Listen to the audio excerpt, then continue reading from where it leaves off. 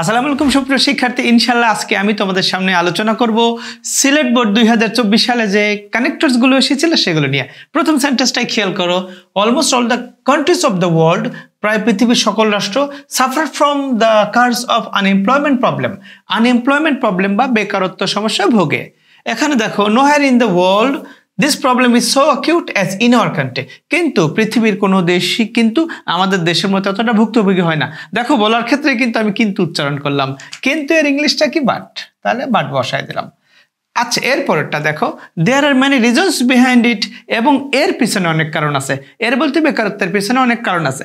তাহলে যদি এরকম বলা হয় প্রথমত, দ্বিতীয়ত, তৃতীয়ত, চতুর্থত, এই যে সিরিয়াল মেনটেন করা, এই ক্ষেত্রে আমরা কি করি, প্রথমত, দ্বিতীয়ত, অ্যাজ, দেন, নেক্সট, এভাবেও ইউজ করতে পারি। যাই হোক, আমি প্রথমত লিখি। অনেকগুলো কারণ আছে। প্রথম কারণ হচ্ছে ফার্স্টলি, প্রথম যে কারণটা, our country is industrially backward, আমাদের দেশটা ইন্ডাস্ট্রিয়ালি অর্থাৎ শিল্পের দিক থেকে কিন্তু পিছিয়ে পড়া। তাহলে আমি এখানে সেকেন্ডলি লিখতেই পারি, সেকেন্ডলি। দ্বিতীয়ত, আওয়ার সিস্টেম অফ এডুকেশন, আমাদের শিক্ষার পদ্ধতিটাই fails to give a student an independent start of life, একটা স্টুডেন্টকে স্বাধীন জীবনযাপন করার যে পদ্ধতি সেটা শেখাতে ব্যর্থ হয়, অর্থাৎ স্বাধীন জীবন দিতে ব্যর্থ আমাদের শিক্ষা ব্যবস্থাটাই। এরপরটা দেখো, it has little provision for vocational training, আমাদের বাংলাদেশের শিক্ষা ব্যবস্থায় ভোকেশনাল ট্রেনিংয়ের প্রভিশন বা সুযোগটাও কিন্তু কম। ভোকেশনাল ট্রেনিং বলতে বাস্তবধর্মী যে শিক্ষাগুলো সেগুলোকে নর্মালি আমরা বুঝি।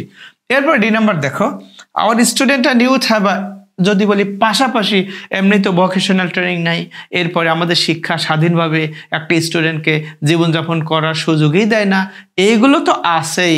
এরপরেও যদি বলি পাশাপাশি, বলতেই পারি আমরা থার্ডলি বলতে পারবো, বিসাইডও বলতে পারবো।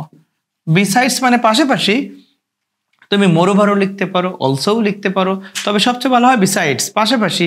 আওয়ার স্টুডেন্টস অ্যান্ড ইউথ, আমাদের স্টুডেন্টরা এবং যুব সমাজদের have a false sense of dignity, আমাদের সমাজের মানুষের মধ্যে একটা মিথ্যা মর্যাদা বোধ রয়েছে। আমি চেয়ারম্যানের ছেলে, আমি কি জমিতে কাজ করতে পারি? ইম্পসিবল। আমি মাস্টার্স কমপ্লিট করেছি, আমি কিভাবে গাড়ির ড্রাইভার হব? মানুষ আমাকে কি বলবে? এই যে ফলস সেন্স অফ ডিগনিটি, এইটার কারণে আমরা কাজকে ছোট বড় মনে করা শুরু করছি, বা আমাদের ইউথদের মধ্যে বিশেষ করে এই ফলস সেন্স অফ ডিগনিটির কাজ করে। ফলে কি হয়, they run after jobs only, ফলে অ্যাজ এ রেজাল্ট, ফলে।